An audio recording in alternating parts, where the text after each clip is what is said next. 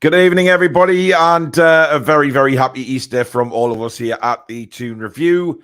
Hope you've had plenty of chocolate today, as probably many people have, but also many drinky poos to, of course, celebrate the incredible victory yesterday. Despite all attempts by VAR to ruin our day, we still come away with a 2-1 win from the community stadium.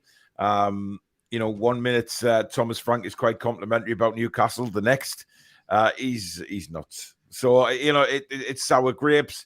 You know, Ten Hag's been making his mouth go again about having to play too many games. Honestly, it's getting beyond a joke. And, of course, you've got the VAR situation with the absolutely, well, I don't know what the word I'm looking for is for VAR referees at the minute, because I don't think I have one, quite honestly. It's utter tosh, especially after, you know, what happened to us, but more so what happened to Brighton yesterday. If that's not a sign that something is seriously wrong in this game that we love, then I don't know what is, because it was an utter joke, an absolute utter joke. But I'm sure we'll come on to that at some stage during the show. But if you do enjoy tonight's show, guys, as usual, please do hit that like button for us. And, of course, if you're new to the channel, please do what so many people have done lately and hit that subscribe button, completely free to do so. And, of course, the notification bell, which will let you know when we go live or we upload any videos. And, of course, if you'd like your comment to be read out straight away, or you'd like to donate to the channel, hit the super chat button, which is the $ at the bottom of the live comments. Make a donation to the channel if you like, and you will get your comment definitely read out, because it comes to the top and flashes at me, not in a naughty way, Billy Bob. Right. Good evening to Geordie Boy, would-be farmer. Swanky Wags says, happy days. Review time, even and all. Off the bat, we've got a $9.99 super chat from 12th man Toon. He says, I'm curious, what happens if it's the 90th minute, a player is one-on-one with the keeper for a winner, then suddenly a fan storms the pitch? Does play stop, and what sort of advantage is given here? That's a very strange one to ask straight off the bat, but I'm not sure. That just happened in your Sunday League game, has it?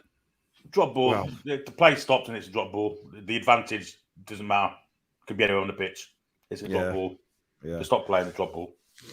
There would be a fine for the teams, whoever the fans from, though, team-wise. Yeah, you would imagine so, yeah. Roger Cook, good rant before Paul. VAR, meh. UK, no idea. John's backdoor says, evening, TT. I'm sick to death of refs and VAR. Changes need to happen now. It's already cost loads of points this season. I think I read somewhere today that VAR decisions that have controversially gone against us this season have cost us 11 points. So, I mean, that's astounding when you think where we could be in the league if we'd got those 11 points. Absolutely incredible. I'm gonna take this one really quick, because I saw an ESPN article that was written about what the table should be if VAR had got things right, and it had us up. We've actually benefited by an extra point, and that's nonsense. I think there's a lot of publications out there that are writing VAR tables should have, shouldn't have done, but they're all biased. They've all got their own agenda on their own teams and their own way of putting it. So just be careful what you obviously pull from in terms of data if you want to use it on social media, because there's a lot out there that's nonsense. Absolutely. Steven says, who do you think had the biggest bets on this weekend? Ivan Toney. Look, all this weekend's match officials, God only knows. All I know is I don't know whether that linesman was paid to elbow Andy Robertson in the face earlier on today, but I have a feeling things will escalate from that. Geordie Toon for life. How are you doing? Johnny Vickers. Joel says, we haven't lost in London all season. And Chelsea remains, if I remain correct, just brilliant. It's astounding, Billy, when we used to think that we couldn't go to London and win games, and now we're unbeaten all season in London. Yeah, it used to be our nemesis, didn't it? Proper little bogey city, wasn't it? I mean, even in the good days, you know, when Bobby Robson, before we went to Arsenal, like just after Christmas that year, we hadn't won in London for ages, had we? And it's happened in like fits and starts where we've gone then and not won for a long time, and then we suddenly scrape a win. That one at Chelsea, for instance, with the Cisse goals. But yeah, I mean, this season we've been outstanding away from home, full stop, haven't we? Let's be honest. We could have got points out of the 2 games we lost, Man City and Liverpool. I thought we deserved something out of both those games. Obviously, 3 points at Liverpool, to be fair. But London itself, we've been to Arsenal, we've held our own there. So yeah, the away form's been really good wherever we've been. Spike says, evening TDR family. Hope everyone's good.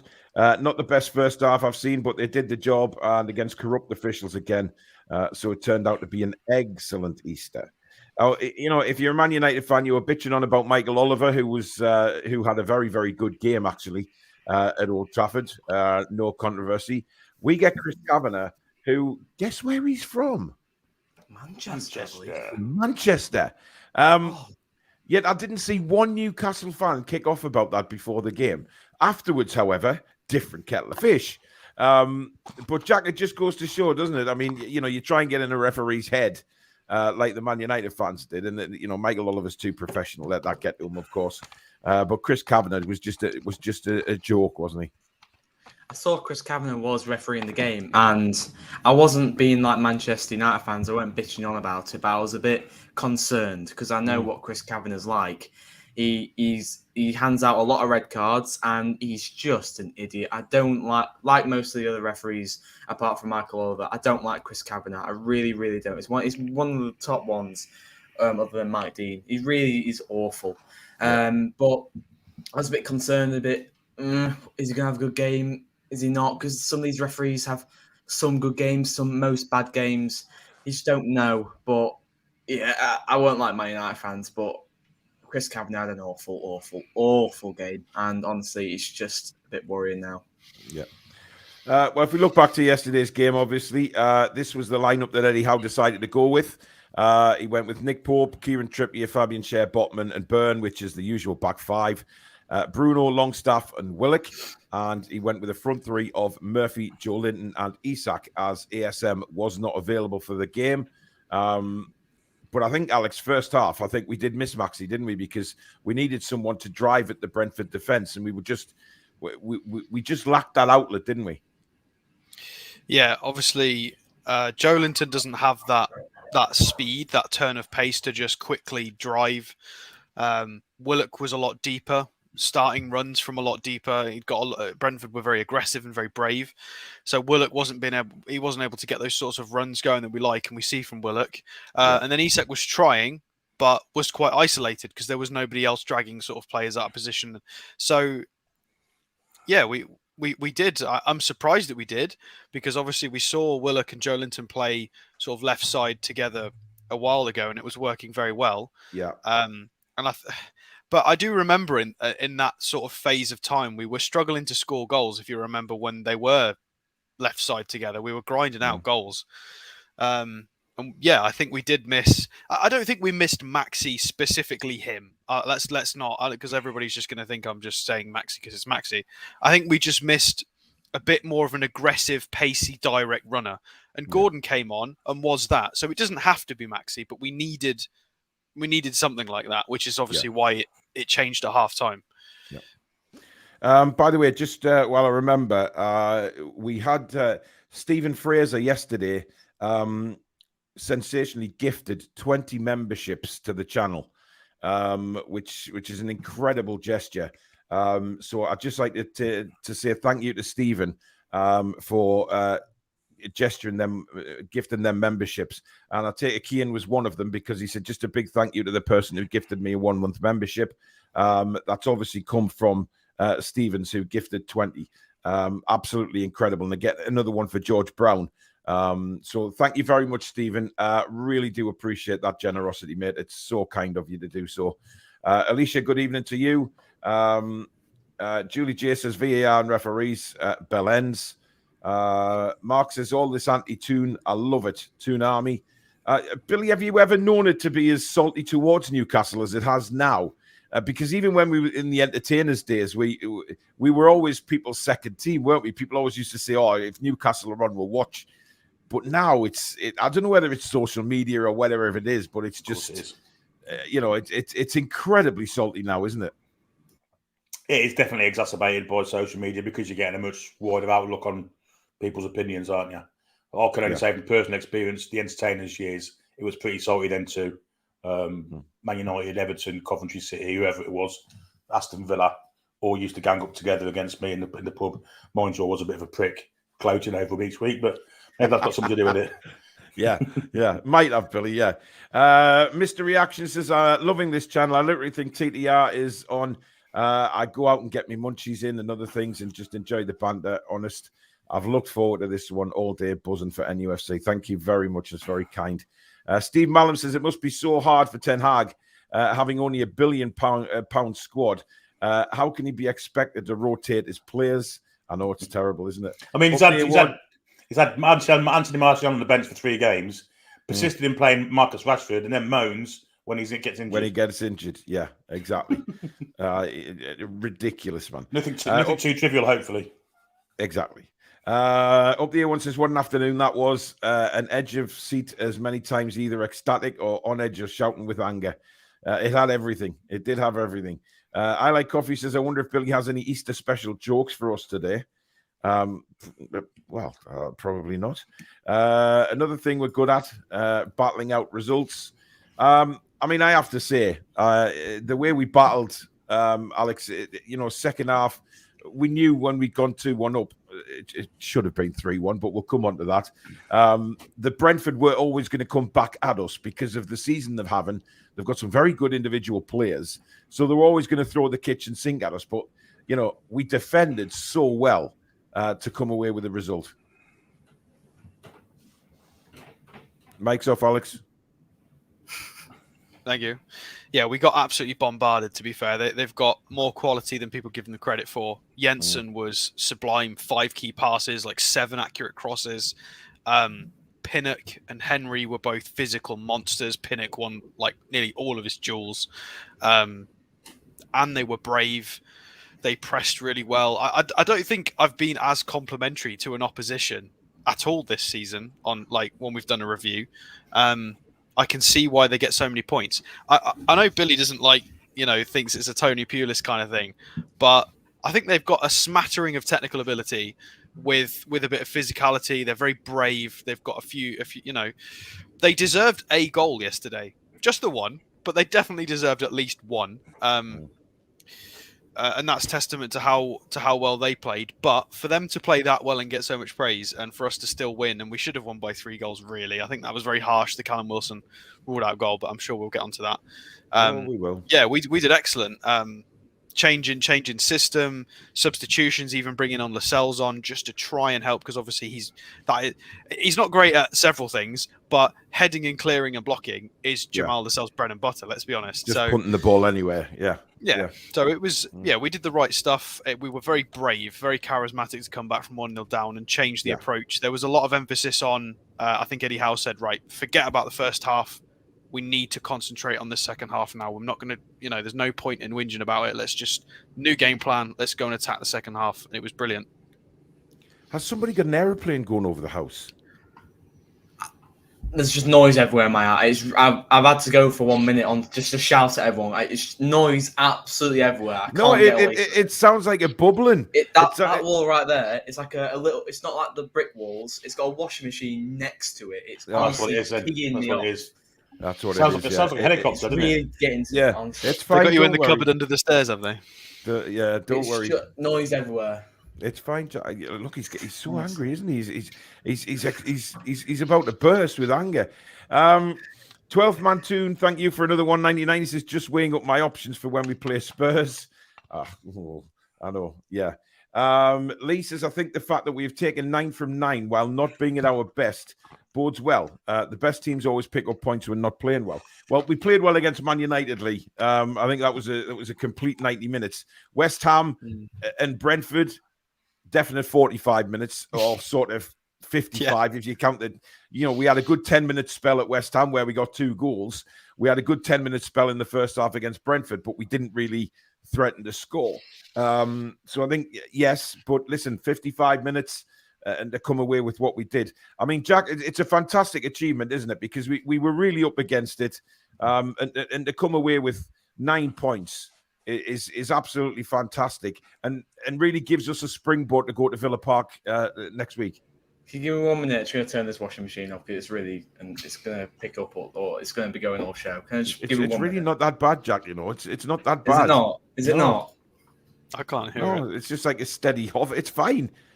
Just answer the question. Can you repeat the question, please? Yeah, just saying 9 points from a possible 9. It's fantastic. It's something that before the start of the week we might not have thought of, but now it bodes well for us going to Villa Park. It gives us a springboard. I looked at that last week's fixtures, Man United, West Ham, Brentford. It was a really, really hard week because on paper, West Ham, Brentford, and Manchester United, it's a hard one with not many days in between the matches, and it's hard. And especially when we stay in London all week, it's hard. It's harder to train. But we dealt with it very good. Man United smashed West Ham. We hammered the Hammers, obviously. But then Brentford was the main one. Would we be up for it? Would we be knackered? Would we be up? First half, we weren't up for it. We couldn't get a second gear. But I feel like we dealt with the games very well. And yeah, 2 years ago under Steve Bruce, we would have been hammered by Manchester. Who's that? Who? Long gone. Yeah. We would have been hammered by Manchester United, possibly hammered by West Ham, and with Brentford's form now, probably hammered by Brentford. So it's just a breath of fresh air that we're able to go with a very tough week and get maximum points. So it's a real breath of fresh air, and it's just nice to win again, and it really, really is. Absolutely. £10 super chat from Ian Fleming. Thank you very much, Ian, again for your continued support. He says, hi guys, had a great weekend. Celtic beating that small team from Glasgow to win the league, and the Toon back in third. Alex, I mean, you know, Jack said there about the first half yesterday, and obviously you and Billy came on at half time, and we were pretty disappointed with what we'd seen. And we all said that changes needed to happen. And it was good to see that Eddie made those changes. He knew that things weren't right, and he had to put it right. He made the substitutions, and we said this yesterday. In times, we've kind of looked at Eddie Howe thinking he's waited too long, possibly for substitutions. They seem to have got better and better over the months. To be honest, the times of his substitutions. But yesterday he changed it, and boy, did it work.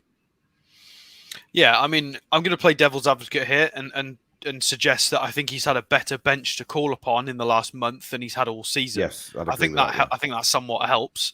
But then, of course, he's got to make the decision, so he deserves credit for that on top of it. But he's definitely got better choices now. We've got everybody back fit and firing. Wilson looks a little bit better as well.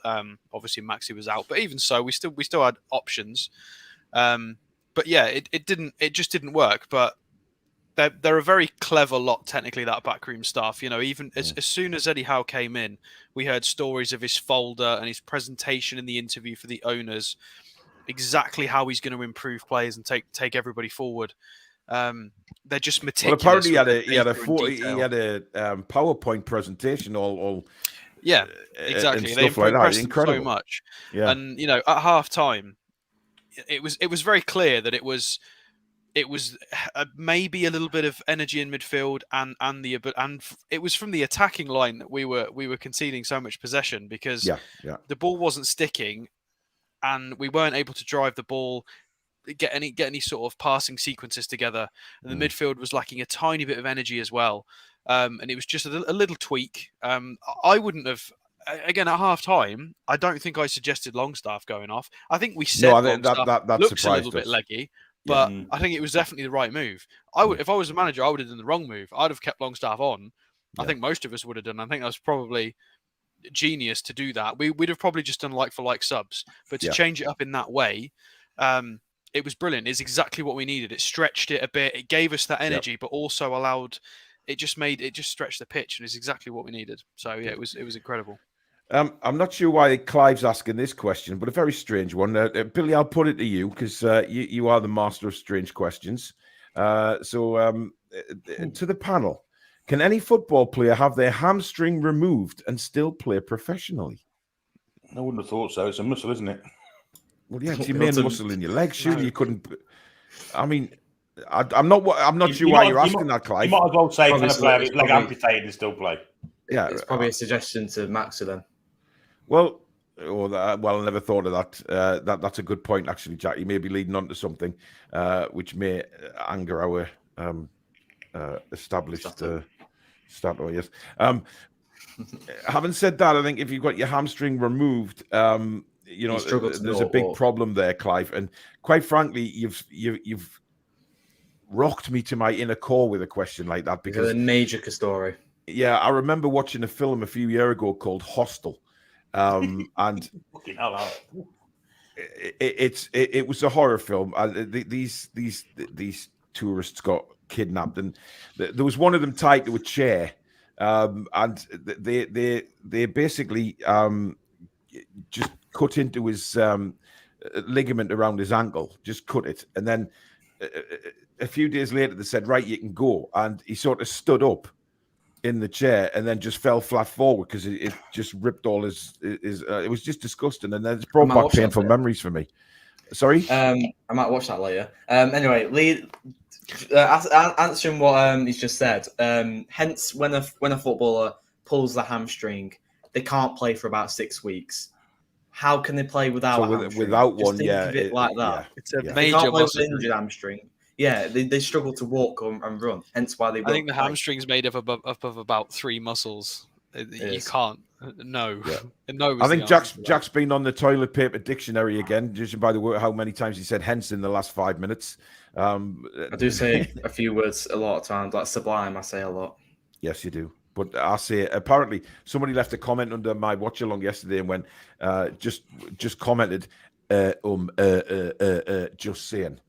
So, so I kindly just removed the comment. It's hard when you're on camera sometimes. Well, it is because especially after yesterday as well. The best way to describe this is for everybody else. When somebody talks about breathing and you suddenly consciously start thinking about your own breathing, it then becomes more difficult. That's like being on camera. When you're talking about something, it's fine. But then when you remember you're on camera, it's like, oh my God. I'd just like to say, that's the best way to describe it. On the contrary, Paul, there was a part of the second half where it sounded like you commentating on the horse racing, because it was non-stop for about 3 minutes. Oh, it was tremendous. It was fucking brilliant. But it's what you want, though, isn't it, Billy? When you're doing commentary, watching stuff like that, pinging the ball around. It's just some of the football we played in that first 20 minutes of the second half.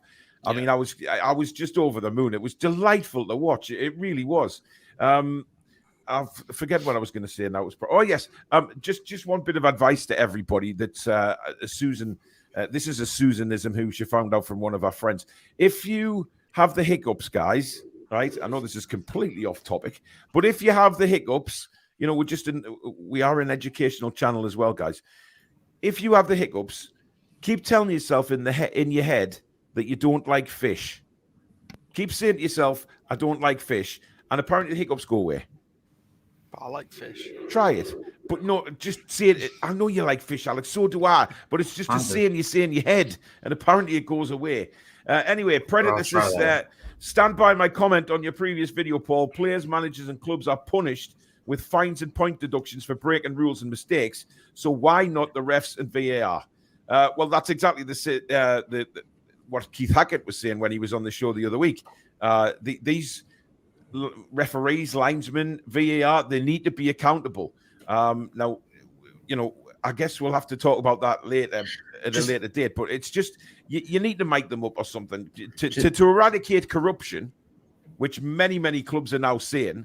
Many fans of many clubs are now saying, to eradicate that, you're going to have to make them up, because the fans deserve to know what is going on, what is being said. They do it in other sports, so why can't they do it in this one? And if they've got, the more they deny this and don't let that happen, the more people will think that something is going on sinister behind the scenes.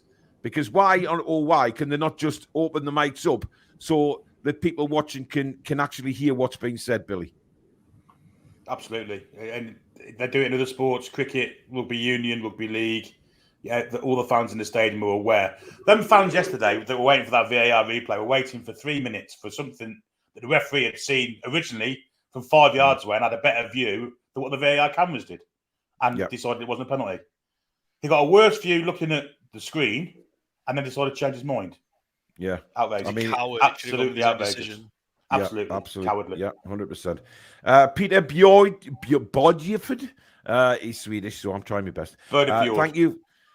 Bodefjord, thank you.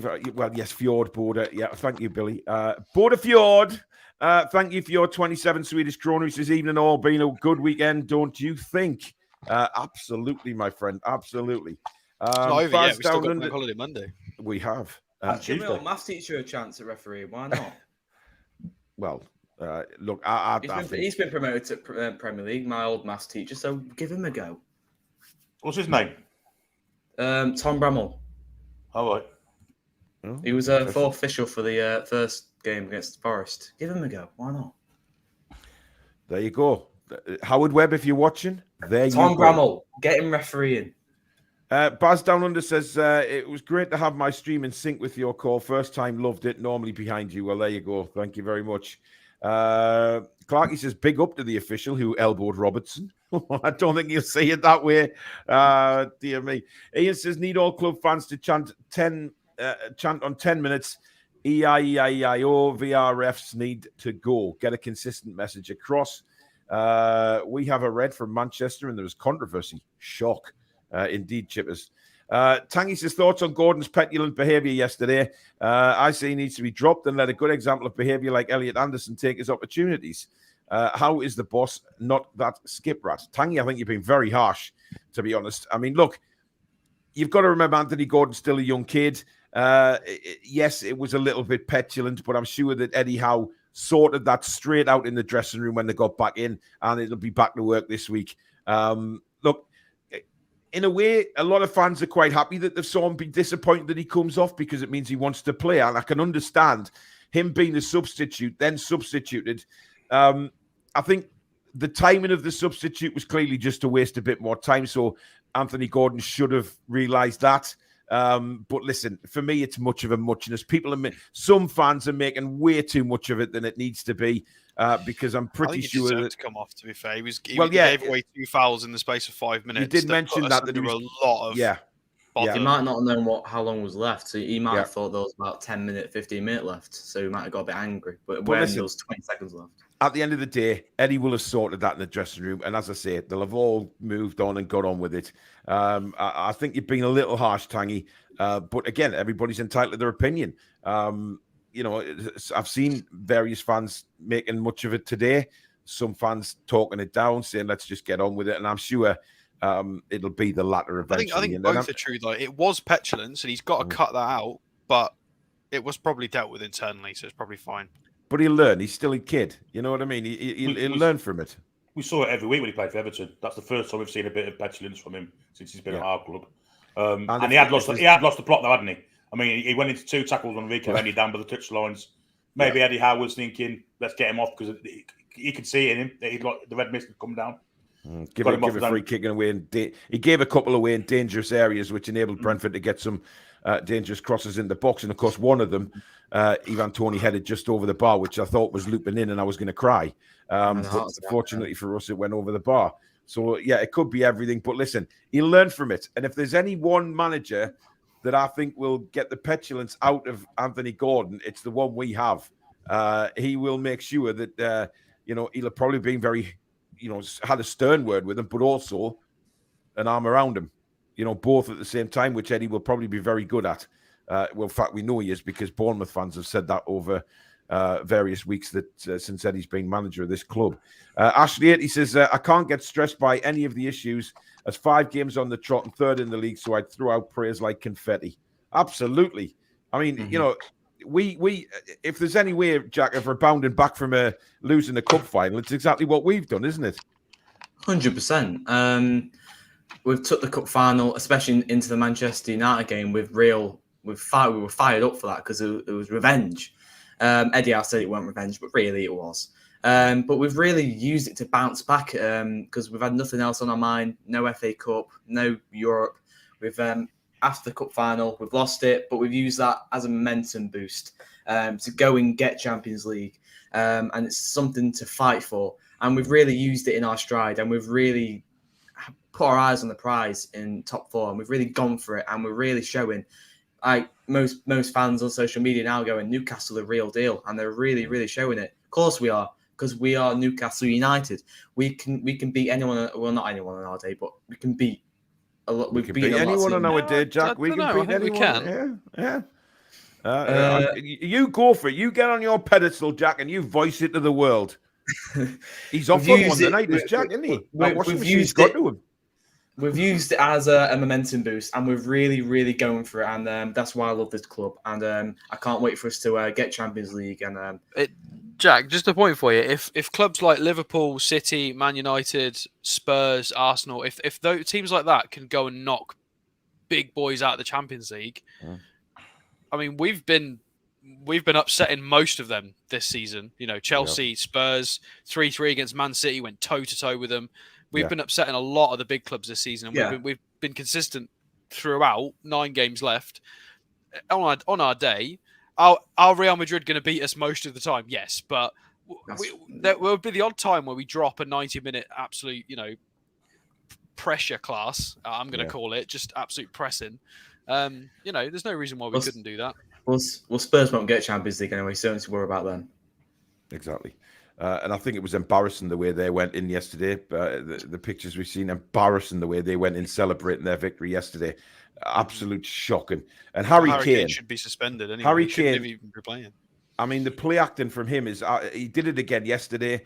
I think he should have been suspended from Everton. So well, yeah, he should have. But he got a little flick on his foot and went rolling around holding his knee. What is that all about? Yeah, he was holding the wrong place, wasn't he? It was who was the guy? Was it Robinho? Yeah. No, it wasn't Robinho. Who was it that got hit in the? Was it Rivaldo? Oh, when he got hit in the the nuts and then held his face. Held his face. Yeah, it's ridiculous. Before we go into the goals, Sean makes a good comment here about Thomas Frank said all VAR decisions were correct. Well, he's bound to, isn't he? And we were using dark arts, and many times did he say £63 million striker? Look. He would love to be able to spend £63 million on a striker. It's not going to happen at Brentford. It's just not. They can't generate that kind of money right now. Okay, so that's a bit of jealousy, I think, and thinking, I'd love to be able to afford that. So I'm just going to have a little. But this dark arts thing, right? If you listened to Martin Tyler and Gary Neville this afternoon in the Liverpool-Arsenal game, when Arsenal were time wasting, they said it was, quote, genius. Game management. Genius game management, right? Yet when it's Newcastle United, it's dark freaking arts. To be fair, Carragher picked up, didn't he? Carragher said, didn't he? He did say that when Newcastle do it, it's bad, but these he praised it for all kind of thing. Yeah, I mean, it's in all of football. It's not just Newcastle United do it. Every team that you see who is a goal ahead in the latter stages of a game will time waste. It's been done for years. You could say that running to the corner flag is time wasting because it is. But, Thomas Frank decides to use the words dark arts. And then you find out, commentators calling Arsenal's time wasting genius game management. It's unreal, man. Honestly, you couldn't write it sometimes. I'll tell you what I call dark arts is when a player, every time they went in the area yesterday, fell over, every one of the players was shouting for penalties, so was the crowd. We're surrounding the referee every opportunity. Ivan Toney was, he was at it all game, wasn't he? He was all game. And there was some pathetic dives. I mean, the one from, I forget who it was, when Joe Linton went in, didn't even make contact. And he went down like he'd been shot. Because they were losing, so that they had to result into diving. This is first half, Jack. This was first half before they scored. But it was just there was too many. I can't. There was too many. Well, exactly. There was. My head around it. Mark says, "Good evening from the south coast. The Toon keep marching on. Hopefully, the Cherries can take something away from Tottenham next week. The rest won't allow that. Yes. Our Swedish German soldier sounding Listen Heinz. Thank you very much for your 65 Swedish krona, my friend." He says, why do footballers today so often celebrate goals alone with a stoic attitude without emotion? I missed the Shearer or Lineker type celebrations. Please, he needs to put like beans on the end of his name. Liston Heinz Beans. That'd be a clash using it. Sometimes you need to learn to keep quiet, matey. Otherwise, I mean, that's awful. Thank you, Billy. Actually, I had some. Last night we went to have a trip to the coast and went to Whitburn and South Shields and that last night, and it was we got some fish and chips, and I got mushy peas. My God. Jesus Christ. I put it this way, Billy, I didn't have to start the car to get home, son. It was just the old moon out the window that generated speed that you've never seen before. It was tremendous. Nathan Howells, thank you very much for your $4.99 super chat. Hi guys, great show. If we could only get one realistic target in the summer, who would it be? Well, Nathan, we save them for transfer shows, and we'll have another one of them coming up very soon. So you'll need to stay tuned for that. There's a lot of names now, so would you one? Yeah, we'll actually probably do one tomorrow. So stay tuned. Steve says, so long as Gordon has apologized to Eddie, I'm fine. Good that he's so up for it, and it would be spiting our own faces to drop him. He won't be dropped. He won't be dropped. But it was resolved very quickly. He moved Eddie's arm out of the way, and then 2 seconds later, then they were like, yeah. Okay. I think so Eddie can really like resolve them in like seconds. They looked all right when they were celebrating with the crowd. You know, Eddie yeah. spoke to him then, so you know. And they both had smiles on their faces. So I'm not really worried.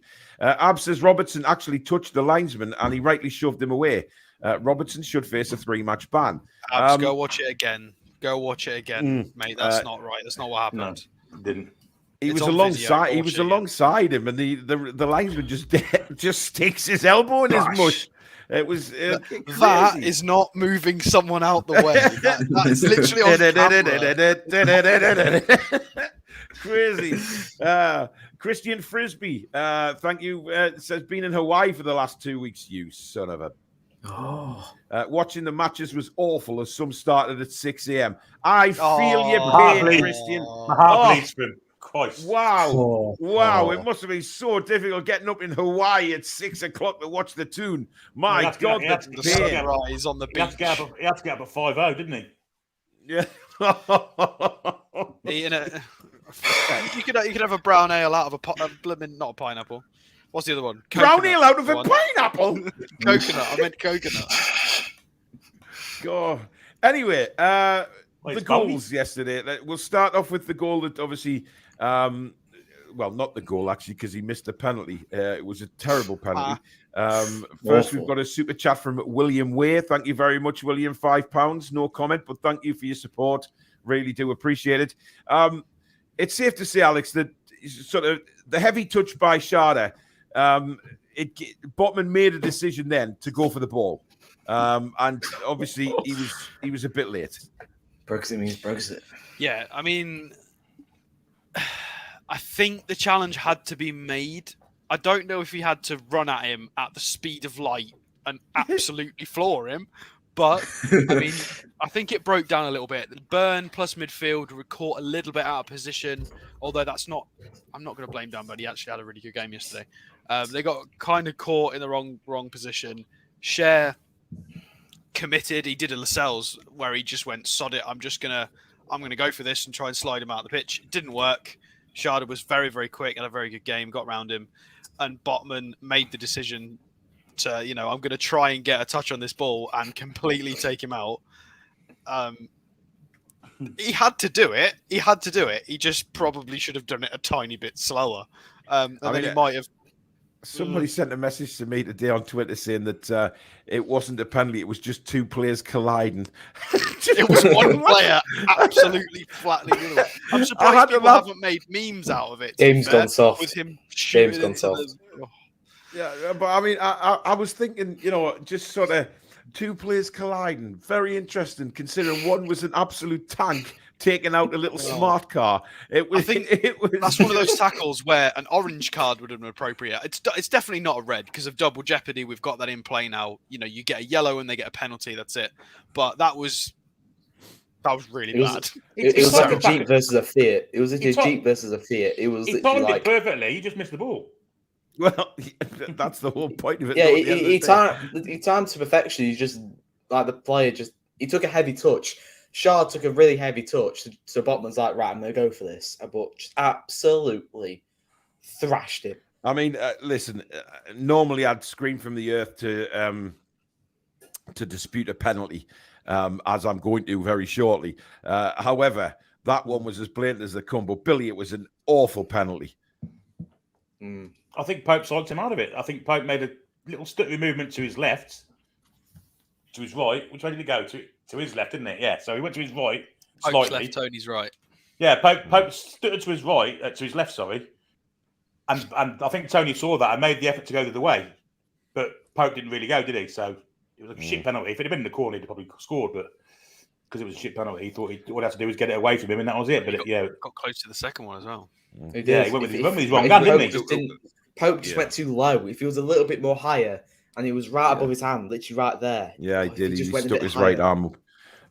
It was a brave penalty to take, given how badly the first one was. But the lead up to the penalty, I mean, look. What, the fake one? Or the one that shouldn't have been? Or yes, the one that was? Alex, exactly. And the bad look, one. You look at decisions that have gone against us, and especially the Fabian Schär one last week with Fernandez. How you can give that as a penalty, I do not know. And the fact that it took over 5 minutes to make this decision, it is not clear and obvious, Billy, for a start. And the referee, he went and looked at the monitor for like literally 10 seconds and then came back and gave the penalty. So he's obviously been told by VAR it's a penalty. And then just to make it look like the referee's confirming it. It was the worst decision in the world to give it in the first place. And then the replays, how did they come away with that being a penalty? Please explain to me. Kavanagh's made himself look a proper twat because he's got the perfect view, actually, of the actual incident. Perfect view. No obstructions. He's looking at it from 6 yards, 7 yards away. Doesn't see a penalty. He's surrounded by the players. VAR decides to get involved. They look at it for ages, like you say, looking for a clear and obvious. And the fact it's took them that long to find something they think is clear and obvious is ridiculous. Mm-hmm. What Kavanagh should have done was gone to the screen and said, well, look, I don't think I had the perfect view of it. And when he went to the screen, he would have seen a worse view than what he had. Yeah. And he should have said, I had a better view than that. I don't think it's a penalty. Play on. But he didn't because he's a coward. It was absolutely abject refereeing and abject fourth official refereeing, if you like. VAR official refereeing. Absolutely abject. Shocking. Rachel says, hi, everyone. Just a flying visit to say hi as I'm out tonight. Enjoy the show and see you in a week. Yeah, Rachel's got her show. So break a leg, Rach. Have a great time and hope you perform brilliantly and get all the plaudits. So have a great time and we'll see you in a week. Don't be nervous. We're all coming to watch you. Are we? Okay. Stu says, good job. Your washer isn't like mine, Jack. Mine sounds like a jet taking off. Yeah, lots of them do. I'm not sure. Clarky Jack would disappear. I'm not quite sure what that's about. Probably the washing machine. But I mean, Jack, the penalty, Isak looked very confused, when he was on the pitch. But when he got interviewed after the game, he just said, look, I went to clear the ball. And, the Brentford player comes from his provision. He can't see him. And then the Brentford player, was it Henry? I can't remember who it was. Rico Henry. Yeah. Was it? And he ducks down to just under hip level to head the ball. So there's no way it can be a high boot. So what is the penalty being given for? I don't know. Isak's doing what he's meant to do, clear the ball. But Rico Henry's just gone and just put his head near his boot, which is dangerous for Rico Henry's part. So I don't know what they were thinking. If all I'm asking for is consistency. If Schär's not given a penalty, why is that a penalty? It's just ridiculous. Isak said that. Touched his head though, did it? I thought from the replays it looked like it touched his midriff or somewhere like that. Yeah, it was literally waist. It was literally his waist. It was nowhere near his head. And they looked at the same replay 20 times, and they did everything in God's power to give that. And lo and behold, they gave it. It's just a bit ridiculous. Nowhere near a penalty. Not clear and obvious. Like Billy said, referee had the perfect view. And Isak's just doing a defender's job, clear the ball. But Rico Henry's just decided, no, I'm going to get myself involved in this, try and get a penalty. Yeah. Even if Rico Henry got the ball, What could he do with it? Nothing. Rank bad. So Isak's just trying to clear the ball, and VAR being normal and just giving ridiculous penalties. Indeed. Absolutely shambolic. Mary says, I tend to sit on my washing machine and not turn it off. What? It's been so cool. Mary's terrible, isn't she? She's terrible. Anyway, after half time, we obviously the changes are made. We are straight on the attack. Literally, we went for the throat. It's quite obvious that some words were said in the dressing room. Never mind just the changes. But like Isak said in his interview, words were said. The manager had a bit to say. Didn't, saying, right, that's gone. Let's forget the first half as well, which was important. Let's go and win this half. And, of course, Joe Linton, Alex, straight away. Lovely little cut inside the defender. Yeah, he got a bit fortunate with the finish. But, he'd done superbly well to put himself in that situation. Yeah, he did excellent. Obviously, after the system change when Wilson came on, Joe Linton couldn't venture into the sort of areas he normally ventures. But just based on how that attacking move started off, he found himself in a good position and just sod it, went for it. Really, really nice sort of reading of the game to just go for the first time cutback that puts the defender on his ass. And just for some reason, nobody else decides to close him down. So he just wanders into the 6-yard box, has a little go. Does get quite fortunate. I think it's rather unfair that Joe Linton doesn't get the goal for that. I understand the definition of deflection, but if it's from the goalkeeper, I mean, typically you describe it as a deflection like that if it's come off. Yeah, but the go off whether the initial contact with the ball was going in the net, and I don't think it was it? If we look at it closely, it's a shame for him. Because come the end of the season, when everybody judges him for his goals and we do player ratings, everybody's going to forget about that, and it's a shame because he deserves a goal for it. He's literally dug that out himself. Oh, absolutely, no doubt. But second half wise, it is worth pointing out again what I said yesterday. First half XG was 0.19. And our second half XG was 1.12. So I actually thought it was about 4 times. I said it was 4 times higher in the second half. Actually, more than that. It was actually nearly 6 times higher in the second half. We output XG, so much improved. DK35, thank you for your $4.99 super chat. He says, "Will Jack and Billy be on the transfer shows? Be nice to hear what positions and personnel they would like to upgrade. You will have to see. We do switch it around a little bit, so you will have to wait and see, DK. Keith Dice in America has also gifted 5 memberships. Thank you so much for that, Keith. And then he goes on to say, do those help, or would a straight up super chat be better for the channel? Whatever you want to do, Keith. It's entirely up to you. Obviously, some people that can't afford memberships can get it for a month, and then after a month, if they want to renew and they're able to afford it, then they can do that. So it helps people get on the ladder on the memberships. So either one helps the channel, to be honest. So it's entirely up to you, Keith. But thank you so much again. I know you've done that a few times, so thank you so much. Spacebar says, having had your hamstring removed, you may as well amputate your leg. I think Billy said that as well. But Billy, talk us through the second goal, because it was just brilliant. It was the 2 strikers working in tandem. It was fantastic to see. Just constant pressure. They've got when you watch a game and there's constant pressure, there's a goal coming. Well, you knew there's a goal coming at some stage for Newcastle United. It was a phenomenal bit of play from Wilson in the first place. To lay it off was selfish too, but the finish for me, that was phenomenal. No backlift, just placed it in the top corner. Raya had no chance. Just another fantastic goal from a fantastic striker, who incidentally first half looked out of sorts because he was totally isolated. But then we didn't get plays up to get up with him. The second half that changed, and we looked a much better team for it. Yeah, and it was the way he hit it, Jack, wasn't it? It was just he started outside the post and then just curled back in. It was just a wonderful finish, considering he took it for first time. There's always a danger taking it first time. There could be a slight bobble. You could be leaning back too far and go over the bar. But look, I think he's really, really showing his worth. And people were unsure about Isak, but he was injured. What could he do? But now he's turned it on. He really, really has. I don't think he's had to turn it on. He's always been class. And the finesse to curl it and just be that confident curl it into the top corner is absolutely incredible. And you can see why we paid that money for him, because he's really, really world class. And I can't wait for a proper pre-season under Eddie Howe with him, and just to see him shine. And he's 23 years old, I think, and he's just going to grow into a world class player. I can't wait. Yeah, absolutely.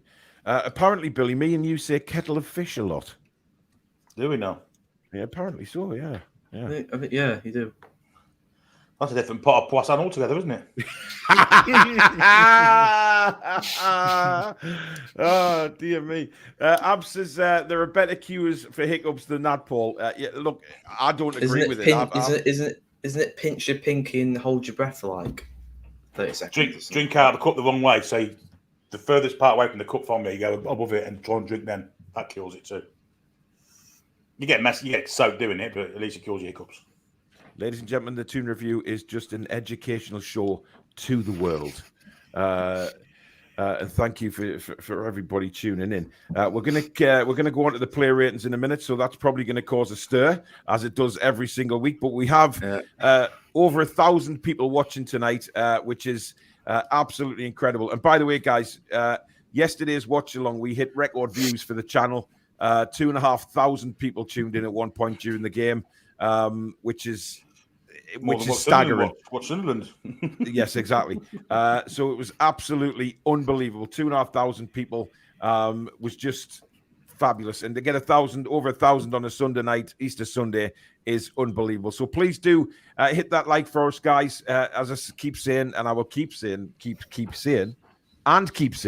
that it really does help the channel up those search results. If you're new and you like what you see, come and be part of the wonderful community that we've got here on the Toon Review. Hit that subscribe button. It's free to do so. And also the notification bell, which will let you know when we go live or upload. You can become a member of the Toon Review if you do so wish by hitting the join button just underneath the video. Or if you're on iOS, go to the desktop version of YouTube and you'll be able to join up that way as well. Follow us on our socials: Facebook, Instagram, TikTok, and Twitter. All the Toon Review on those socials. Alex, you've got a very strange Ming the Merciless. I was just very young and hip of you. Follow us on our socials. I've never heard you say that before. I am down with the kids. It's the new me. Still watching me. I really haven't, Jack. It's the new me. Anyway, Alex, we'll just get you to briefly touch on the handball, the disallowed goal for Callum Wilson. Well, I say handball, but it clearly wasn't. I mean, in the laws of the game, technically it is. The rules are stupid. It's not. It's not hand to ball. I don't care what anybody says.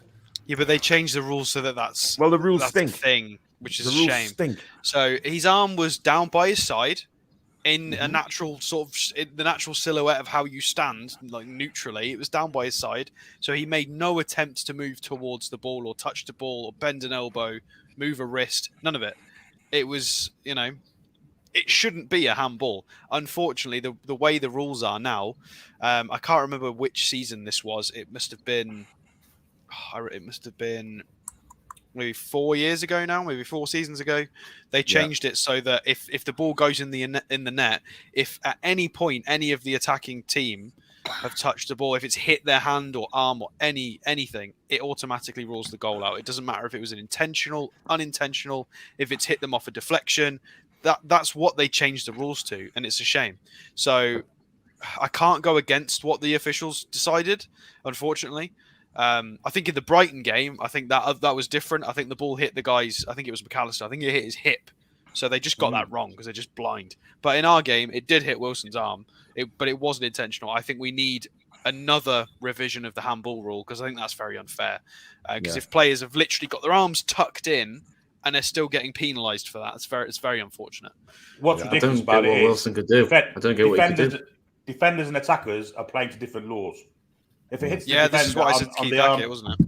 Oops! If the ball is above the t-shirt line, it's not handball. It hit Wilson in the same place as that. In fact, they both touched it together at the same time with the same part of the body.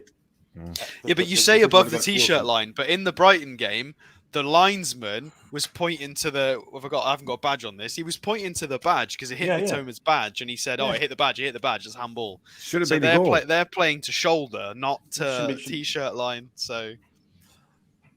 Yeah, well, it's a bunch of crock. It's two sets of laws for whatever position you play. It's pathetic. It's got to be sorted out. That linesman as well looked about 60. So I'd love to see him get a surprise fitness test, as Keith Hackett suggested they should get mid-season.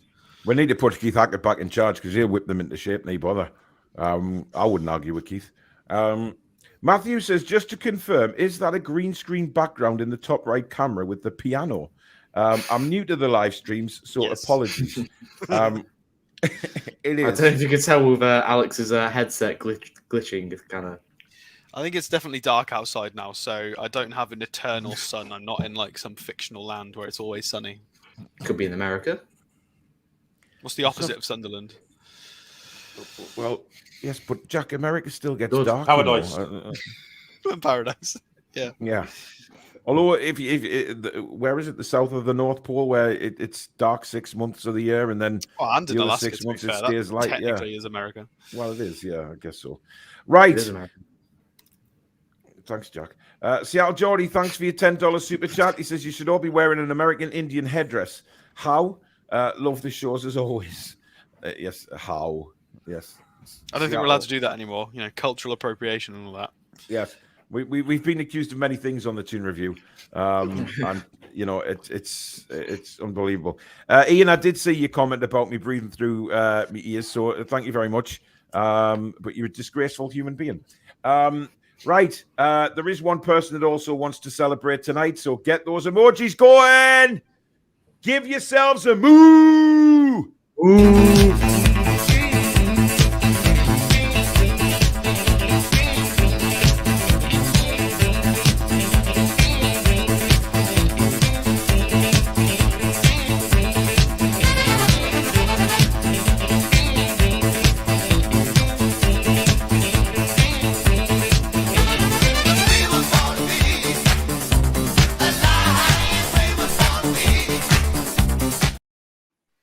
You know what it is? So many people love Daisy now. I've become very fond of Daisy, actually. She's quite a cute. I guess you called her a person just now. I know I did. But, you know, there you go. But lots of moos and lots of cow emojis coming in again. You know, just absolute. Everybody loves. You need Daisy in your background, Paul. Daisy. I know. Well, Susan's trying to establish. Billy's got one. Billy's got me. Billy's got Daisy. Yeah, well, that's because Daisy was originally Billy's. It was Billy's beef on a Friday show, but she's become the channel mascot now. And, you know, I think Susan's trying to incorporate Daisy into some merch and some logos and stuff like that. We love Daisy. Can I take us on a tangent before we start player ratings? A very small tangent, I promise. Because we're not doing a very small tangent with you, Alex. Well, there's a lot of people pointing to the XG of the game, and the fact that Brentford out XG'd us, and it was 2.57 to Brentford, and we only accumulated 1.31 XG. And it's worth pointing out that they had two penalties, one of which shouldn't have been one, so that instantly gives them 0.78, 0.79 on their XG that shouldn't be there. Additionally, the Joe Linton goal or the Raya goal doesn't give us any XG. So that automatically makes it look worse. So they've had theirs inflated by 0.79. We've had ours artificially reduced because the own goal doesn't count towards any XG. Plus, then it doesn't factor in the Wilson goal because it was a handball, which is a shame. So the XG in this regard doesn't paint a true picture of the story. So anybody just using XG to kind of justify, you know, we got lucky or this or whatever narrative people are trying to push, you know, you've got to look at everything in context. And this is one where XG doesn't really show the true story of the game. Yep. But just see Levi's comment. Stato talks about XG on first dates. Expected dines. Don't read Ashley's comment. Hang on a minute. Paul says Daisy's music is way too loud. It frightens the shite out of me every time it goes off. Yeah, it's got to be loud though, because you know she loves to dance. could have Jack riding on Daisy in the background. Susan's trying to establish some TR logos on Daisy. She's got plenty plans for Jack. Don't worry about that. No. Could be far worse than that, Jack. Let's be honest. Yeah. I mean, did you see the latest one she'd done about Jackie Chan? Yeah. I did see that. She'd actually turned Jack into She did Jackie a Spanish Chan. version of me, but it was in a sombrero, which is not. It's just Mexican, but that's okay. We'll forget about that. Spanish. It was Spanish, and she just because you said it was something about Spanish on the show, and then she did that. I was howling when she showed me that. It was so funny. I wish I could have uploaded it because it was brilliant. We'll have to show the viewers at some point. Hang on. Oh no. See if Jack can get it to the camera, and then Jack, I'll put you full screen, and then people can see it better. I mean, that is just class. Mexican. It's not, man. It's a Spaniard in flip flops. Oh God, honestly, brilliant. Right, let's start with the player ratings, and we will try and go through them a bit quicker tonight. Note to Alex and Jack, who were the definite talkers during this. I mean, Jack normally has to establish and explain why he's given the most ridiculous player ratings. I feel like I'm going to have a story tonight. I don't know why. I just feel like I'm going to have a story. Well, if you feel like you're going to have one, then obviously you will have one. Right, we'll start off with Nick Pope. Billy Bob, we'll start with you for Popey. First time this season, I think I've given this mark for Nick Pope, but he saved the penalty. He made a fantastic save from a Tony header. Looked way more confident, was way more no hesitancy. You know, when he wanted to do something, he got out and did it. I'm going to give him a 10. A 10? Mm. Wow. Well, he's got us a point out of the game. Simple as that. Maybe 3. Well, hey, it's your opinion, buddy. I'm going to give him a 9. I think, you know, again, he made some brilliant saves. Not quite enough for a 10 for me, but listen, 9 is still fantastic, and he didn't look like being beaten at all yesterday. The save he made from Ivan Toney's header was brilliant. He did make me almost poo my pants when he came running out his box, headed away, but then he went on to challenge De Silva. Was it? No, it was Bremwo, wasn't it? Saying, right, beat me again, and he blocked it again, this time not getting his hands in the way. So it's a 9 for me. Alex? Yeah, I'll give him a 9. I think it's really funny that silly running out of the box actually gave him an aerial duel statistic. He's got 0 out of 1 aerial duels, which is not normally something you see from a goalkeeper. Yeah, 9's fair. He got the save. He got the penalty save, which was incredible. Looked a lot more confident. I think it helped that he had a lot more to do, so he wasn't in his own head because he just had to. It was all happening so fast. He wasn't psyching himself out, which I think helped. Yeah, it was a good performance. Deserved a 9. Jack? I agree, 9. Saved that penalty. Yes, it was an awful penalty, but still, you have to go the right way to save it. He looked confidence off the roof. He looked back to his normal self. I mean, that one where he came out his box, he decided to go again, and I'm like, no, just don't do it. Just get back in your goal. And I thought he handballed it at first. I'm like, not again. But honestly, brilliant yesterday, Nick Pope. He would have had time to get back, Jack, would he? He would have had time to get back. Simple as that. I'm glad he did. I'm glad he did, but I just thought it was a handball at first. And I'm like, please. But then I realised it is body, so I'm like, thank God. I love that you said that, Jack. You've got to dive the right way to save the penalty. You do though. It's not necessarily true. Not because you can dive the wrong way. Unless you get a trailing foot, yeah. Exactly. Oh, for God's sake. Right, okay. Let's move on to the Captain Kieran trivia. Different cup of cod that was, then. Yes, it was, Billy. Same kettle of fish. Right, come on then, Jack. Kieran Trippier.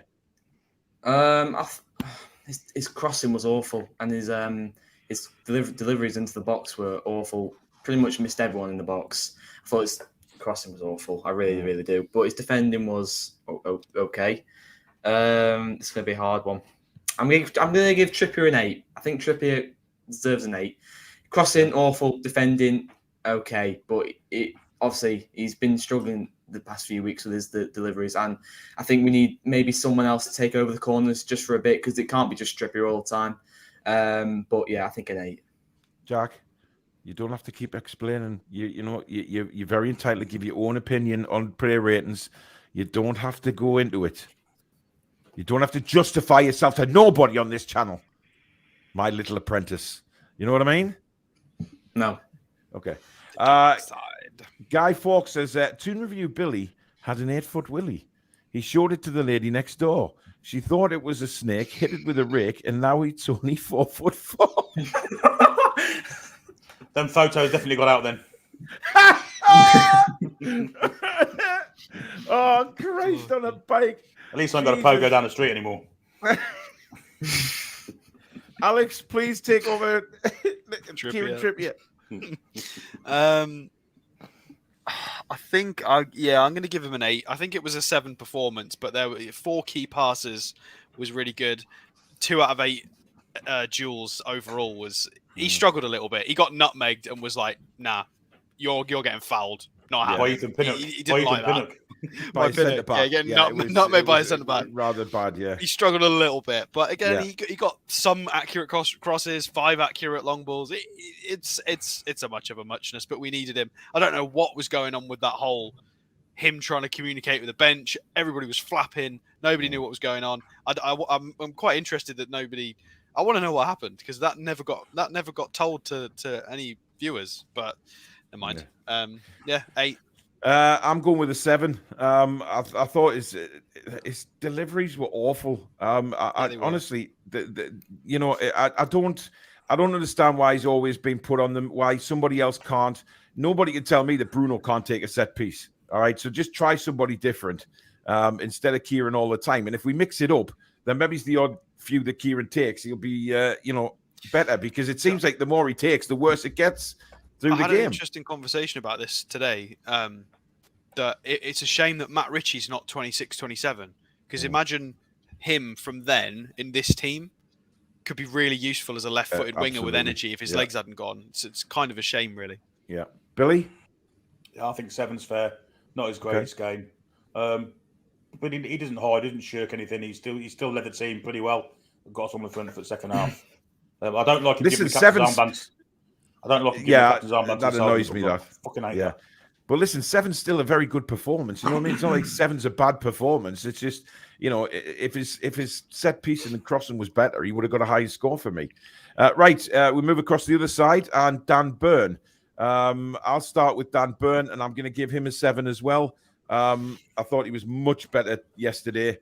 He did start the game a bit woefully. He gave the ball away a few times. He tries this thing. I don't know whether you guys have noticed, but when he's on the touchline, he tries to cut inside whoever comes in to tackle him, and it doesn't work anymore. They know what he's going to do. So that annoys me a little bit. But look, defensively, I thought he was a lot better yesterday. So a 7 for me. Billy? I'll give him an 8. I thought he was much better than what he has been the past, certainly against West Ham. More like his Man United performance. He did get caught out on the ball, but I think we're going to get that because he's not a left back. But in general, I thought he played a lot better. I don't know where he was for the penalty that they missed.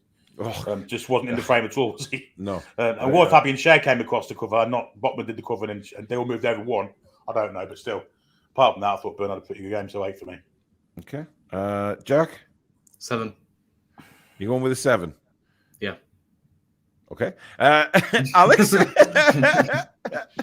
I'm giving Byrne an 8. I think that was a lot better. Like passing up to 89% pass accuracy, much improved. He's not had a passing accuracy that high for a long time. I love that Bruno tried a little through ball to him, and he was the one there.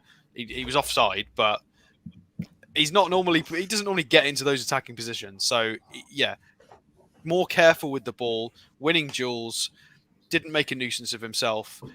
Was involved in a few attacking phases. That's what we want from him. So 8 out of 10, much better from Dan Byrne. Okay, moving on to Sven Botman. Jack. This is a difficult one. This it is a difficult one because he made a few errors, including the penalty, which was Brexit means Brexit. Get out of the country. Like he nearly sent him to another country. That's how much. What? Where's Sharda from? Hang on, we need to clarify this. His first name's Kevin. He's German. Brexit means Brexit. Yes. Get out the country. Wow. Yeah, Brilliant. but to be fair, he nearly sent him to Well, he another did, country yeah, with absolutely. how hard he went in. But I'll give him a 7. I don't know if a Dutchman tackling a German is anything to do with Brexit, but yeah. we're in England. I'm pretty sure Nigel Farage will have something to say about that. But He'll kick them both out. I'll give him a 7. His defending was okay, but apart from that, 7. I'll leave it there. We don't have 3 players in the fucking team if the Nigel Farage picked it. Yeah. Oh my God! We'd have Pope, Longstaff, Murphy, Willock, Trippier, Willock. maybe about 6. We'd have a Oh, fair few actually. God. We'd have a 5-a-side team. We'd have more than fucking Superb. Denmark, Brentford, wouldn't we? Let's be honest. Well, yeah. Oh, hey, I tell you, Sunday evening politics with the Toon Review. That's a new show that Jack can host on a Sunday night, 10 o'clock Sunday night. Politics with Jack. Brexit is Brexit. No, get out the country. Get out. Alex, Sven Botman, Alex. Oh, don't worry. Right, I'm going to give him an 8, but there's context for this. Obviously, gave away the penalty and he was shocking in the first half, but I feel like his second half performance drags it back up like enough to give him an 8 because I thought he just shut that side down. He stepped out at the right times. He stayed at the right times. Every tackle, just the passing improved. It was, yeah, I feel like I think you've got to split the performances up really and say first half was like a 3 and the second half was an 8 or a 9. But yeah, I'll go for an 8. Okay. Billy? Just to carry on that last bit, if Nigel Farage was managing us, there's no way we'd be challenging for Europe. Absolutely no way. Anyway, I'll give him an 8 as well because I thought his second half performance was absolutely outstanding. First half performance was shaky, but put that all behind him. Second half, thought it was brilliant. It gets a 7 from me. Get Tarkowski at the back. You what, mate? Just get Tarkowski at the back and Sean Dyche managing the squad. That's a Brexit side. Let's move on. Tarkowski is a Polish name. He's I'm Right. pretty sure he's got like Guys, Polish parents. He's English, I'm though. moving He's this on English. from politics, right? And bugger it. We'll move on to Fabian Schär. Alex, you can start us off on Fabian Schär. Oh God, I can't really remember what he did in that game. He was fairly solid. Statistically, 90% pass accuracy. Wow, bloody hell! 7 out of 9 long balls as well. I've got to give him an 8. If I've given Botman an 8, I've got to give Fabian an 8 because that was really, really solid passing wise. I don't remember him having to do much, which is one of those things where that's a good thing, isn't it? So yeah. I'm giving him an 8 as well. I think he was really good. Fabian Schär is just, he's incredible. He really is. And I just wish he was about 5 years younger than he is now. So we could just keep him and Botman as our centre backs for years to come. That's not to say that that's going to change next season. Who knows? He's still got a few years left in him. I mean, he's not like finished. Of course we do, yeah. Well, he's outperformed Botman in the last month, so it's kind of good we've had him there. Yeah. I mean, look, players are going to have, they're going to go down in form. They're going to go up in form throughout the season. That's naturally how it works. Billy? Yeah, I'll give him an 8 as well. Like Alex says, you can't give one 8, not the other. Like we say, though, a lot of the attacking came down that left-hand side, didn't it? And down the left-centre side. So he didn't really have a lot to do defensively, I don't think. But his passing was brilliant yesterday. And I thought, once again, he gets us forward quickly, doesn't he? I've seen comment there saying that Schär got rinsed before the Botman foul. If you notice, before that, though, he had his he couldn't see the ball for the sun. The sun was in his eyes. And he misjudged it, which gave Schär the run on him. So, and Schär is fast, and he's fast. Well, he is, Schär. but I mean, the fact that he couldn't. Yeah, but if Schär has to be there, it means somebody else has messed up further up the pitch. Because if he had to come and cover wide, well, it's like not me and Billy said, Dan Burn wasn't even in the frame. I don't know where he was. Ian, Mr. Spoons says Jack's cracked more funnies than Stato has in the last 5 minutes and Stato in the last year. Hashtag Brexit means Brexit. Keep up the great work, Jack.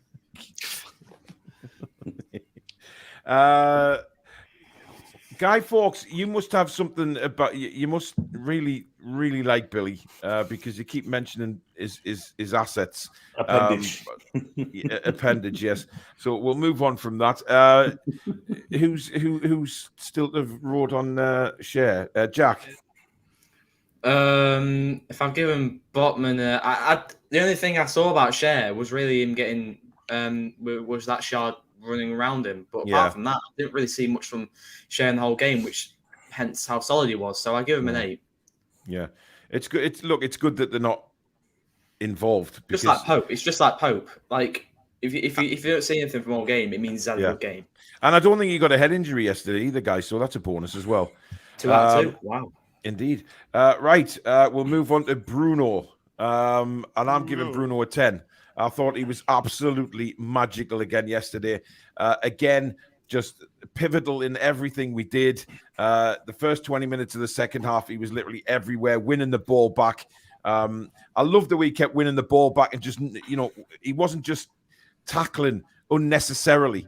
He was getting his foot in, but he was always knocking the ball to Joe Linton every time he made a tackle, which set us up on another attack. I just His thought tackle it was superb. has direction and is a pass in itself. It's amazing. He tackle passed numerous times, which was unbelievable. So a 10 for me. Jack. I mean, Bruno saying he wants to Billy, be... That's not funny. It went over my head. I don't know what he said his there. tackle has direction and Billy just lost it. Well, Awe, what do you expect from a man like Billy? As soon as you mention that. Jack, ignore their filthy minds. Go on. I'm just trying to give a player in. Brexit means Brexit. Come on, Jack. Get the badge in. Bruno saying he wants to play in a more attacking role, but his defending's sublime. It really is. His defending is brilliant. You were going to say sublime there, weren't you, Jackie? I was, but I remember what I said at the start. I'm trying to think of another word. I don't know you got a dictionary on you. I really need one. It's a thesaurus you need, Jack. Oh, of course, yeah. Dictionary. Yes.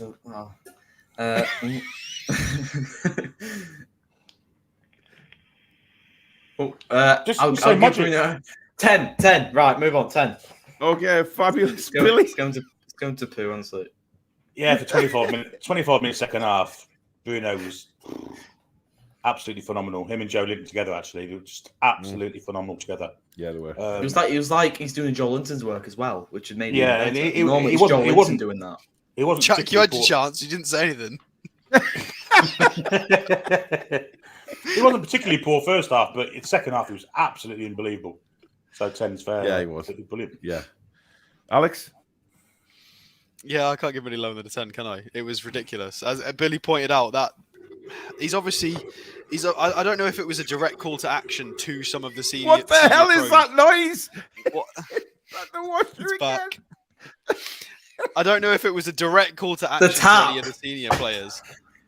But, yeah, I think Trippier, Joe Linton, Bruno, there was 3 or 4 of them that went, right, we need to grab this game by the scruff of the neck. And Bruno was one of them. He drew 5 fouls in that game, which is just mental because they were being so physical, and that obviously helped us a ton. And he just didn't put a foot wrong. 8 out of 11 ground duels even. Passing accuracy was really solid at 86%. A bunch of long balls. He's so creative while at the same time just defensively just mops up everything. It's...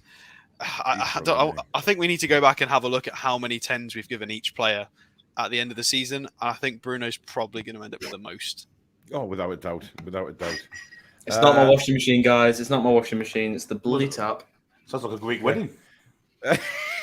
Alan D says, thank you. My day's been crap. Really cheered me up no end. Thank you.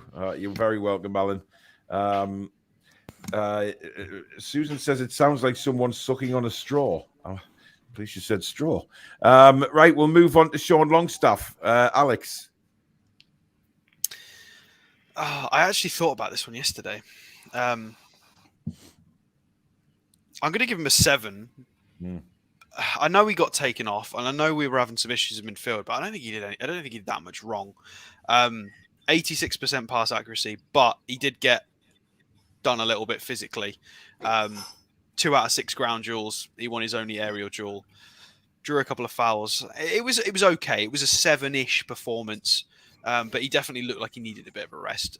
Yeah. I know he's an engine, but he's not. It's not unlimited. Jack, I'm just watching Jackie. Every little noise coming from his house, he's looking at I the need door. some soundproofing. I need some soundproofing. He's gonna lose the plot after the show. He's Oh, gonna yeah. storm out that door and just start throwing Oh, things. don't you wait? No, they're in for it. Don't you wait? I'm giving Sean Longstaff a 6. Look, I think at the end of the day, Sean just ran out of steam a little bit. I think he's had he's played in the majority of games this season, and for me has just improved no end. But there's always going to be, them one-off games where things just don't happen. So for me, he gets a 6. Jack? I'll go with 6 as well. I think this is a one-off because he's had a brilliant game against Man United. He's had a brilliant game against West Ham. He's bound, like Alex said, he's got a tank, but it's going to run out eventually. It ran out yesterday, but this is a one-off. He'll have a good week's training, good week's of rest. He'll be back to normal against Aston Villa. So one-off, give him 6. Okay. Billy Bob?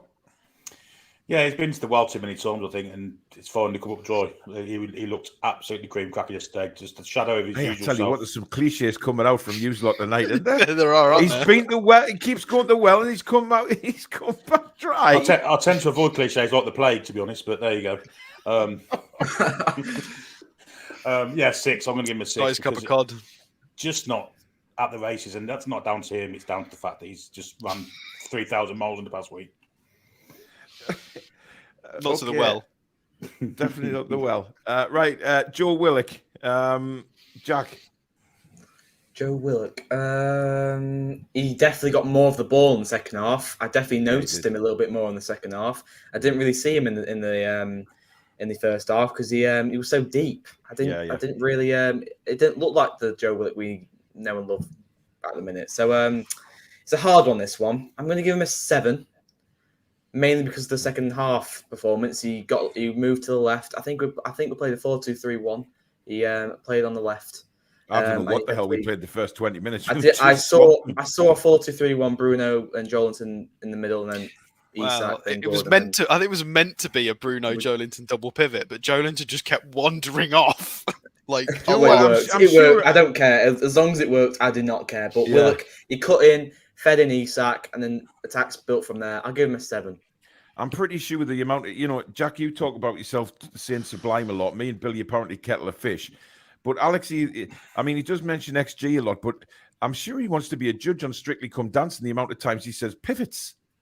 I mean, it's incredible. I mean, you really could just see Jack there on the judge's bench on Strictly, stroking his beard like that. As he appraises a cha-cha or something like that, from a single pivot to a double pivot. That's literally what happened. I can't help but say it if it's what happened. Ashley 80 says, now I'm getting a dirty mind with him saying going in deep. Honestly, what is wrong with people tonight? I did as well, to be fair. Well, Billy, that doesn't surprise me at all, which is why I didn't bring you into the conversation. I'm going with a 7 for Willock as well. 7! Pretty much the reasons that Jack's given. I thought he was very anonymous the first half, and I did mention that in commentary, to be fair. But second half, he was much more involved. Billy? Yeah, I think 7's fair for him, just for the reasons you all give. Yeah. Okay, Alex? Yeah, 7. I'm going to pull the little party string that's going to release all the balloons and the streamers because for the first time in a while again, he's won an aerial duel. Thank God for that. He doesn't do it very often. He doesn't jump. He doesn't like jumping. But his duels were really, really solid. He only lost one of his duels against anybody. But yeah, shut up, Billy. Don't say a word. He's keeping it in. Just realised what that sounded like. So it was a good performance, but he was anonymous. I don't think that was entirely his fault. I think it was a byproduct of him being so deep. He's crying. His eyes are watering. He's losing a duel, but still getting so deep. It doesn't get any better than that. I mean, God Almighty. I just heard him out. Anyway, let's move on. We'll go to the right-hand side and Jacob Murphy. Alex, we'll start with you on Jacob. It wasn't good, but I'm trying to figure out if it was his fault or not. It's difficult because I think a lot of it wasn't Willock's fault. I'll give him a 6, but I feel like that's harsh. But I've just got to rate him on what he did. He was tidy with the ball, 90% pass accuracy, but he didn't win a duel. He didn't get a lot to do really. He didn't get a chance. We were kind of second best in that first half, and then he didn't play the second. So yeah, I'll give him a 6, I guess. I'm going with a 5. I didn't like Murphy's game yesterday, but that wasn't necessarily his fault. It was we were defending most of that first half, so he didn't really get an opportunity to excel. And then, of course, he was taken off at half time. So, can I just ask somebody if Maxi played left side, I think Murphy would have had a better game. Like, because we'd have just had more driving I agree with that. and it just would have looked better. So it's partly not his fault, partly is his fault, I think. Yeah. Jack? It's unlucky for Murphy because we were second best in that first half and we didn't really do anything apart from defending that first half. And it's really unlucky that he didn't get a part in the second half, but he was anonymous for me in the first half. I didn't notice anything. He had a few little here and there touches, trying to drive forward. He looked back to his old self really, which is unfortunate, which for obvious reasons because we weren't that attackive. But I'll give him a 6. Yeah, Billy. Yeah, I think I mentioned earlier about Isak being isolated, and because he was isolated, we didn't get a press on, and therefore we hardly saw Murphy at all. Because when we see Murphy, it's generally in a really energetic press. Didn't see it. Didn't have the energy. I'll give him a 5. Okay. We'll move to the other side now. Big Joe. I'll start with Joe Linton. I'm giving him a 9. I thought he was excellent. Again, I'm looking at the sort of upgrade from the first half and the way he got much more when he was alongside Bruno. Those two just dominated everything. They really did. And Joe Linton played a big part in the goals. Just brilliant. Joe was his normal self yesterday. He was very, very physical and just loved everything about his game yesterday. Alex? Yeah, I thought he was all right in the first half, and then brilliant in the second half. I don't know how this is like the 4th game in a row where I keep mentioning it's so handy that he's able to play like 5 positions. Because he's done it. He did it again. And he scored a goal again. I'm gonna factor that into the rating because I can't. It's an own goal, but I've got to factor the fact that he created that into his rating. To start at left wing and rotate into sort of Willock's role and then turn up in a double pivot for the second half. And considering he started as a centre forward when he came here, to have that ability to be careful in the midfield, because let's not forget he normally plays in a midfield 3, so playing in a midfield 2 is a bit different. You've got to be very careful with your decision making. I think I'll give him a 9. I think it was very close to perfection. Okay. Although I don't know. You give it now, Billy. Well, I will give him a 10 if Alex ain't getting in. I'll give him a completely different pan of Pollux, this one. He was outstanding, and second half especially. Creating a goal, just a non-stop menace for the whole of the game. Whole of the second half, I should say. But even in the first half, he was very, very evident, probably our most evident player. So, 10 out of 10 for me. Cool. Jack? I feel bad for Alex, but just for Alex's sake, I'm giving him a 10. I thought Joe Linton was brilliant yesterday. Just that goal. But I'm going to give it him. I'm going to give him that goal because he was all his own work. Dummied Ben Mee and just slotted it in. Really, it's his goal. But honestly, he's just unbelievable. He just gets better, better, and better. Even in the first half, when most players were anonymous up front, he was still one of the standout players. So for me, 10. Okay. Right, we'll move on to Isak. 10 from me. Absolutely superb. His goal was brilliant. The way he linked play up was brilliant. Look, he didn't get much of a say in the first half because of the way it went. It wasn't his fault. But when he was into the game, he was a 10. Billy? I'll give him a 9. Phenomenal goal. Phenomenal goal. Phenomenal second half performance. First half performance didn't get involved. And he should have done. Not always his fault, but I just think he should have got himself more involved in the game. Made a few wrong choices as well. But second half, he was superb. Were there life choices, Billy, or what Just sort of choices do you mean? You know, trying to do things and the ball was coming back straight away. He wasn't holding up well enough, that kind of thing. He was trying to beat players and running in the wrong areas to trying to stop things happening. Yeah, but second half he was completely different. Once he got some people around him, he was much more obvious how well he was playing. First half, he had no one around him. It's not really his fault, a lot of it. But second half, people around him, he was superb. That's Jack's dog kicking off. Put him in the fucking washing machine, Jack. We don't. Excuse me, but the Toon review do not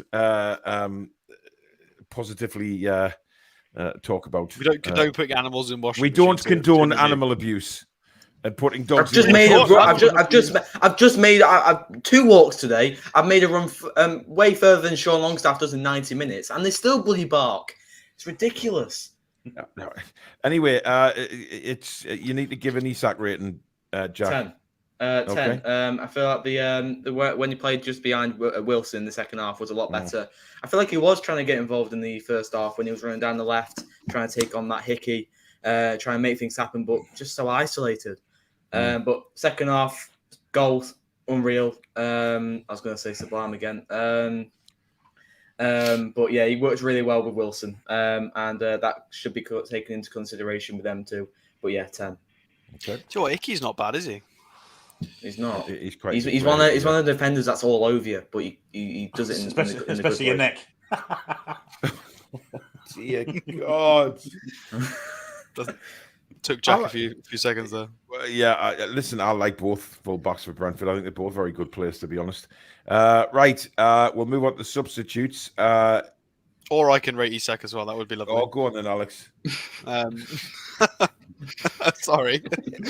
I'm going to give him a 9. I'm going to echo what Billy said. I don't think he had a good first half. 2 out of 10 ground duels. Not strong enough, making the wrong decision. But I think a byproduct of that is not having people around him. Because Joe Linton's not one of those quick, speedy runners who's going to be able to link up. Like, he links up a little bit, but not quite as fast as the way sort of Maxi and Gordon can do it. So a 9. But that goal was absolutely disgusting, ridiculous, filthy. Like, if this kid keeps going on this trajectory, like I mentioned the Thierry Henry comparison to some friends, and they laughed me out the room. I was like, well, if Henry scored that goal yesterday, they'd be talking about it for weeks. Put it that way. Like, I understand he's not been doing it for very long, but if he does this for 5 years, then that's a fair comparison. So we'll just have to wait and see. Okay. Right, the substitutes. Obviously, Anthony Gordon. I'm going to give Gordon a 7. I think he would have had an 8, but he made some dodgy tackles which put us under pressure. So a 7 from me, Jack. I'm giving him an 8. Okay. I feel like he was very good defensively until the end of the game where he started losing his head a little bit. But his work rate's brilliant on the right hand side. He was driving at the defenders, giving it to Wilson or Isak, and I feel like he had an okay second half. But yeah, he did. I can see why he went 7, Paul. I really do see that because he lost his head at the end of the game. But I think 8 or 7, but I'll give it an 8. Okay, Alex. I've got to give him an 8 purely for the difference he made to the whole game. Okay. I don't think he was brilliant, but it's his pace and the threat of what he could do is instantly changes the way their defense plays. Like, because he's so rapid, he's one of the fastest players in the league. So I'm going to give him an 8. I thought he was really solid and was involved in a lot of build up.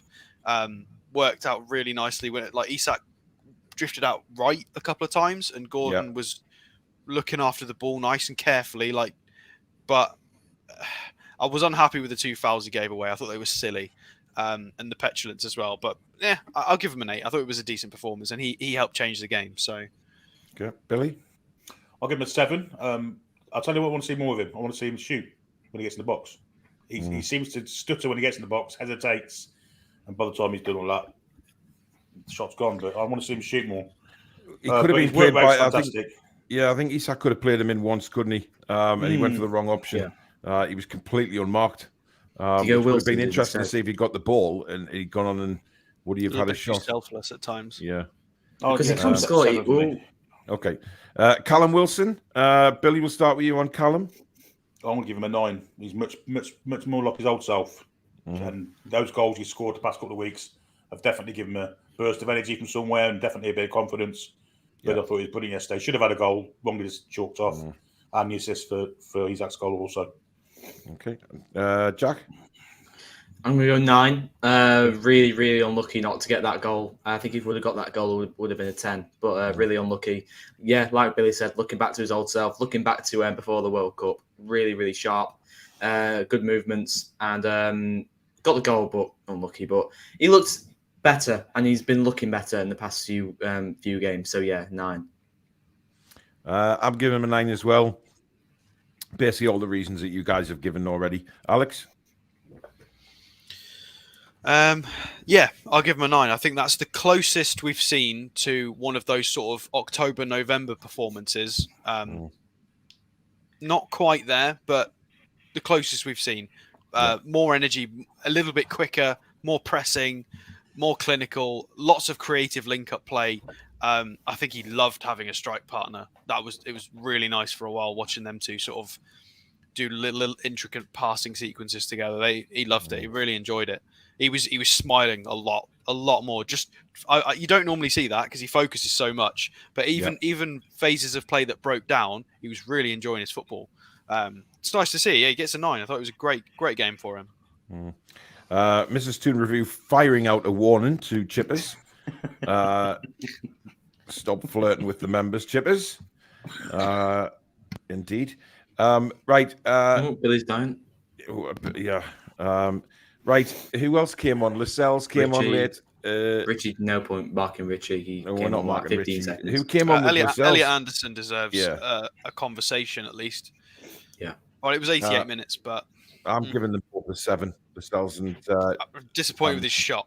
Yeah, he should have scored. Yeah. 100%. Yeah. But he hasn't been on the pitch very long, so I'm letting him off with that.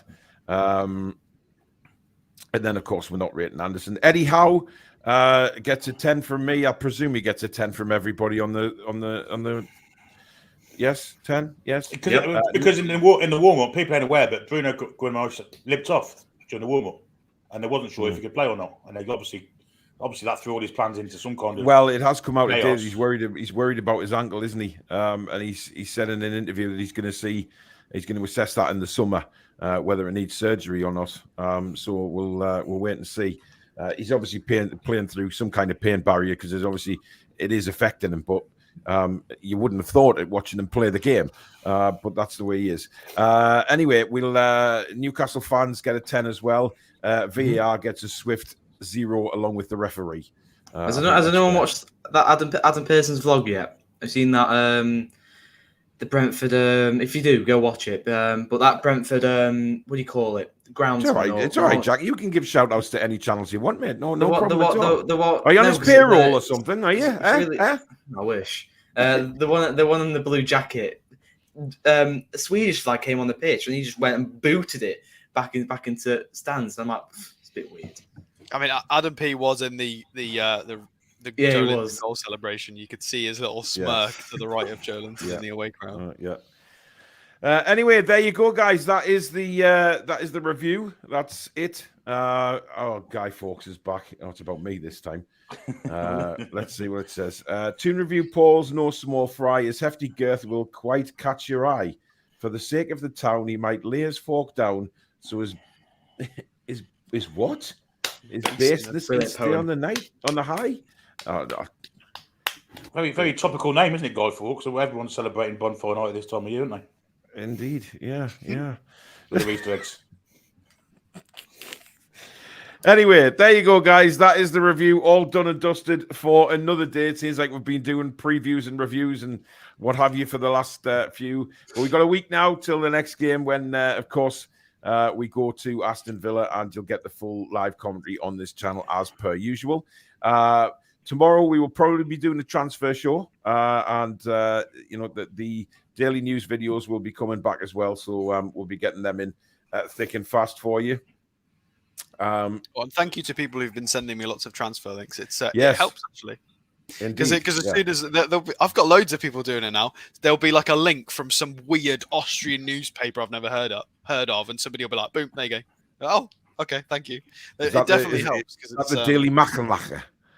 Yeah, it must be. It must Yeah, be. yeah. Well, because it's hard. It's hard to keep up with all the foreign links because obviously because we've got all the money. Brexit. We've got all the money. That's There's a lot of right. foreign publications. It started off with mostly just Italian publications, but now it's kind of everywhere. There'll be like a random German outlet will link a random centre back with us, but it won't reach the English news for a week or something. So it's very useful. Yeah. Abs says the lack of graphics was disappointing, but I shudder to think what graphics might have popped up tonight. I mean, I did have some just in case, because sometimes Paul asks for them and sometimes he doesn't. So they are here. Alex, you are the stat on graphics guy for the shows. So, if you have them, you tell me that you have them and, I will put them on. I can't believe that we only have 30 likes at the end of the show. That cannot be right.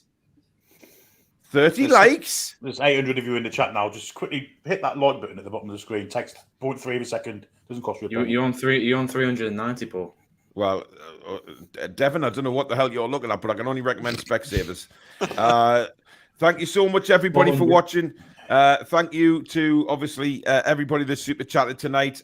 Really does help.